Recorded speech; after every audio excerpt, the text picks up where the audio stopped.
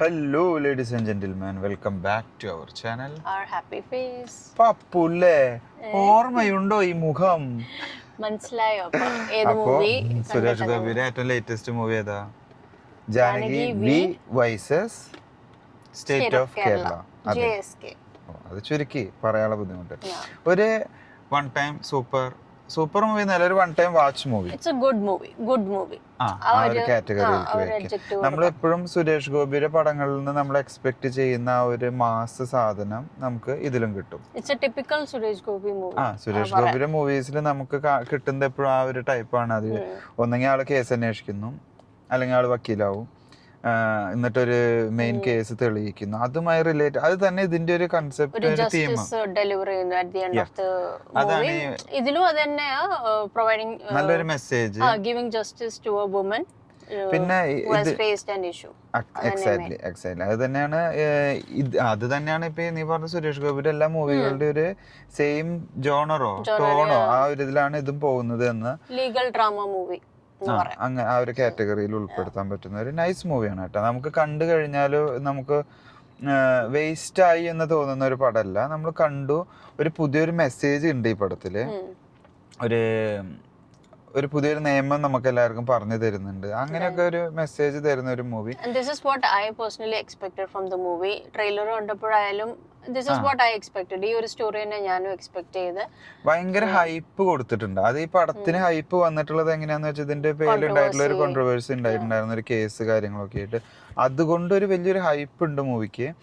അതുകൊണ്ട് ആ ഒരു കാരണം കൊണ്ട് ആളുകൾ കുറെ വരും. ഒപ്പം ഇത് മൗത്ത് പബ്ലിസിറ്റിയിലും നല്ലോണം കയറും. അതായത് ആളുകള് നമുക്ക് ചിന്താമണി ആ ഒരു കാറ്റഗറി അല്ല കേട്ടോ, ചിന്താമണി കൊലക്കേസ് അങ്ങനത്തെ കാറ്റഗറി അല്ല പടം.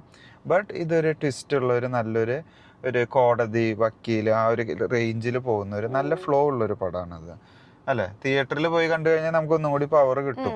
ബോറടിക്കത്തില്ല, നമ്മൾ കണ്ടുകൊണ്ടങ്ങ് ഇരിക്കും. It's A good movie. Initially ഇതില് നമുക്ക് ആദ്യം വരുന്ന ഒരു പാട്ടും കാര്യങ്ങളും അത് നല്ല രസമായിട്ടുണ്ട്. അതായത് ഓപ്പണിംഗ് ഓഫ് ദി മൂവി പേരെഴുതി കാണിക്കുന്നത്. അതിൽ നമുക്ക് സുരേഷ് ഗോപിയുടെ എല്ലാ ഒരു ചൈൽഡ്ഹുഡ് കഥ തന്നെ അതിൽ പറയണ്ട. അപ്പൊ അത് മിസ് ചെയ്തു. പക്ഷെ അത് മിസ് ചെയ്യരുത്. നല്ല രസമായിട്ട് അത് പറഞ്ഞു ഡെലിവറൻസ് അല്ല, അവരെങ്ങനെ ഡെലിവർ ചെയ്തേക്കുന്ന ആ ഒരു സീന്, ദാറ്റ്സ് ഗുഡ്.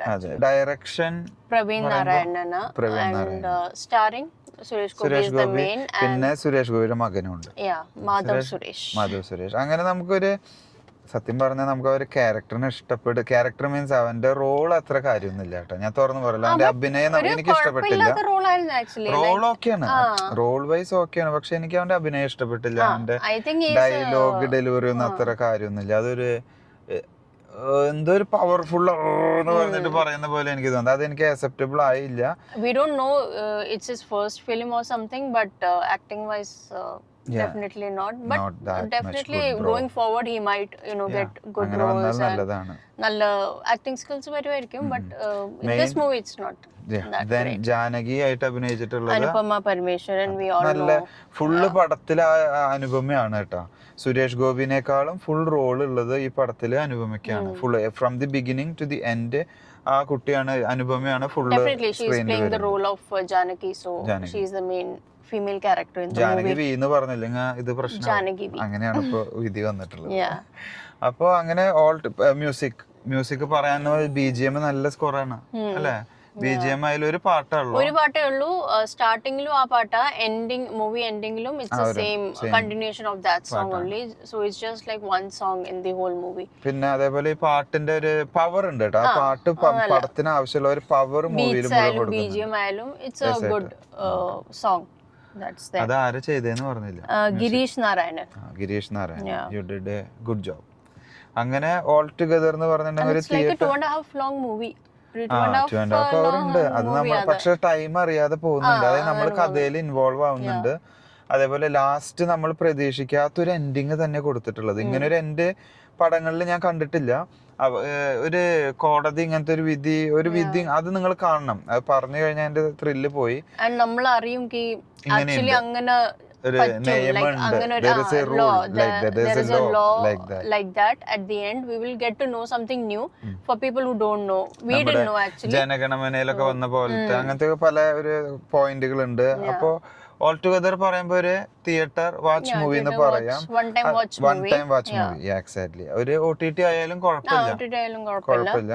ബട്ട് തിയേറ്ററിൽ കാണാൻ പറ്റുന്നവർ പോയി കണ്ടാൽ. already booked the ticket, no worries, you can go and watch. And if you're Suresh Gopi fan, you should go and watch. അവര് പോവല്ലോ എന്തായാലും. Suresh Gopi fans will definitely go.